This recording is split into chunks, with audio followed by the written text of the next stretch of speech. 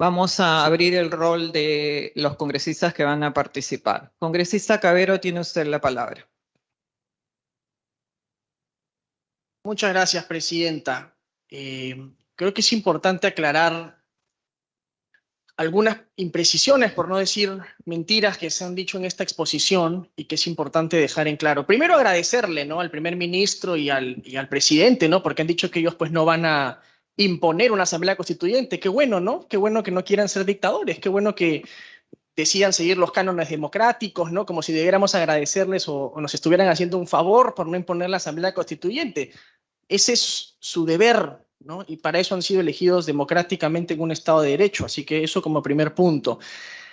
Se han dicho una serie de cosas. Bueno, también agradezco que el primer ministro haya sido muy sincero y nos haya aclarado, sí, pues que el presidente engañó a todo el mundo, ¿no? Que prometió algo que no podía cumplir o que sabía que no podía cumplir y que finalmente al verse, digamos, desenmascarado como un mentiroso, lo que decidió es pues lanzar el pato al Congreso y decir, no saben qué, señores, ustedes decidan, ¿no? Y bueno, en buena hora, Señora ¿no? presidenta, permítame Él ha la palabra. repetido en varias oportunidades, presidenta, y después mis colegas podrán comentar seguramente en su momento, que ellos van por todo el Perú en consejos de ministros descentralizados y que la gente les pide a gritos asamblea constituyente, cierre del Congreso, ¿no? Las encuestas dicen que solamente el 9% de los peruanos considera que es una prioridad la asamblea constituyente, ¿no? Y a ustedes le dicen que cierren el Congreso todo el tiempo. Bueno, yo le cuento a usted, Premier, que a nosotros lo que nos piden todo el tiempo es que lo vaquemos al presidente, ¿no? Y la calle viene aquí todos los días a pedir vacancia y lo que pide es que el presidente renuncie y se vaya porque realmente el gobierno se cae a pedazos. Y eso es lo que nos pide a nosotros el pueblo y nosotros como representantes tenemos que estar aquí para transmitírselo a ustedes como autoridades. Usted ha hablado del capítulo económico de la Constitución, ¿no? Y que la Constitución permite los monopolios, etcétera, etcétera. Parece que tampoco han leído la Constitución. El artículo 61 de la Constitución es clarísimo cuando establece que está prohibido el abuso de la posición de dominio, que es lo realmente importante y que ya está regulado en la Constitución. Y usted dice, la Constitución le pone una serie de frenos a la competencia, a la economía de mercado, ¿no? Falso. Esta Constitución es la Constitución con mejores resultados económicos de la historia del Perú. La pobreza se ha reducido como nunca, hemos crecido como nunca. La desigualdad, Premier, se ha reducido como nunca antes en el Perú. El acceso a servicios públicos, obviamente no es un país perfecto, no somos un país europeo, no somos Suiza, ni mucho menos, ¿no? Hay muchísimo camino por andar en el Perú, pero si uno está en una suerte de piloto automático, lo que hace es busca cómo le pone cuarta y quinta al carro, no cómo le pone freno y nos vamos de reversa a un modelo estatista que en el Perú ha sido un fracaso. Usted ha hablado de Petroperú, ¿no? Las empresas públicas deben entrar a regular el mercado, a controlar los precios, han planteado en la bancada oficialista, ¿no? Porque la gente se muere de hambre. En Venezuela no hay comida, señor, y funciona con ese mismo modelo de control estatal de precios. Y la gente no tiene que comer. No hay productos en los supermercados, no hay luz, no hay la menor, digamos, posibilidad de construir en libertad un proyecto de vida. Y luego vamos ya propiamente a lo que usted ha mencionado sobre la Asamblea Constituyente. Y eso creo que es importante aclarar. Usted ha mencionado que la Constitución no se fundamenta en alguna otra norma, y eso es evidente, se fundamenta en el poder constituyente, que es el poder del pueblo, y en eso estamos absolutamente de acuerdo. Pero las constituciones, señor Premier, se hacen con vocación de permanencia, porque nosotros vivimos en una democracia representativa, no vivimos en una democracia plebiscitaria, ¿no? Y por tanto existen mecanismos institucionales para que la propia Constitución se adapte a los cambios políticos y sociales que puedan ocurrir a lo largo del tiempo. Y de hecho la propia Constitución en el artículo 206 establece sus mecanismos de reforma total o parcial. Este Parlamento, elegido democráticamente por los ciudadanos, porque usted no me va a reconocer que este Parlamento no es un Parlamento elegido democráticamente, tiene la facultad de reformar totalmente la Constitución. Podremos escribir desde el artículo 1 hasta el último artículo de nuevo. Pero no fue la voluntad del pueblo en las elecciones libres y democráticas escoger en este Parlamento una mayoría que quisiera cambio total de la Constitución. Esa no fue la voluntad. Pudo haber sido una promesa del señor Castillo en campaña, pero esa no fue la voluntad de la composición por la que fue elegida democráticamente este Parlamento. Y hay que entender que nosotros vivimos en una democracia representativa, no en una democracia plebiscitaria. Las democracias plebiscitarias son la fuente de la dictadura.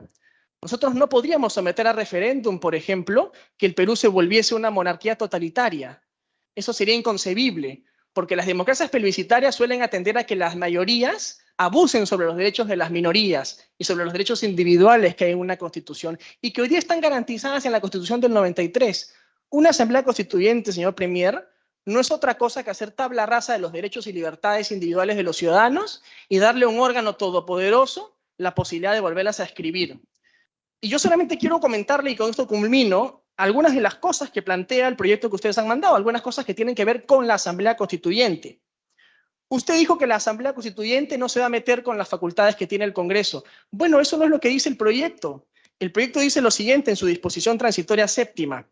Los poderes constituidos, o sea, el Congreso, u organismos constitucionalmente autónomos, o sea, el Tribunal Constitucional, ¿no? La Junta Nacional de Justicia, etcétera, no pueden impedir en forma alguna las decisiones de la Asamblea Constituyente. Eso dice clarito el proyecto que ustedes han enviado. Ustedes lo que dicen es que no les puede recortar el mandato. Bueno, pero esa no es la única forma de vivir en democracia. Eso, señor Premier, es lo que pasó en Venezuela. Ustedes recordarán que el año 2018 ganó la oposición en el Parlamento. ¿Qué hizo el gobierno chavista de ese momento? Bueno, era el señor Maduro. Agarró y convocó una asamblea constituyente que hasta el día de hoy sigue funcionando y legisla en nombre del Parlamento. Y como, claro, tiene poder constituyente, el poder legislativo no se puede oponer a nada de lo que dice la constituyente y por tanto gobiernan de facto hace ya bastante tiempo y se volvieron una dictadura. O sea, la asamblea constituyente con este tipo de poder ilimitado, lo único que es una puerta a abrir una dictadura en el país. Eso hay que dejarlo, señor Premier, muy claro. Y por último, ¿no? Usted dice que tienen que participar todos los peruanos. Señor Premier, este Parlamento fue elegido democráticamente por todos los ciudadanos. El presidente fue elegido por el 50% más uno. Este Parlamento fue elegido por la totalidad de los peruanos y tiene representación de todos los departamentos, de todas las regiones del Perú, ¿no? Y de todos los partidos políticos que pasaron la valla. Entonces, cuando hablamos de representatividad, si usted quisiera que todos los peruanos redacten la Constitución, tendríamos que centrar a los 33 millones de peruanos y ponernos a redactar la Constitución. Y eso no es posible. ¿Por qué? Porque vivimos en una democracia representativa. Y la forma en la que ustedes buscan la composición de esa asamblea es, sí, evidentemente corporativista, ¿no? ¿Cómo vamos a escoger al 30% que ustedes mencionan de candidatos de pueblos indígenas, ¿no? O de 30% de candidatos independientes. ¿Cómo se va a escoger eso? ¿Bajo qué mecanismos? Si no es a través de los partidos políticos, ¿cómo? ¿Ustedes van a designar a dedo quiénes deben ser los candidatos o no deben ser los candidatos?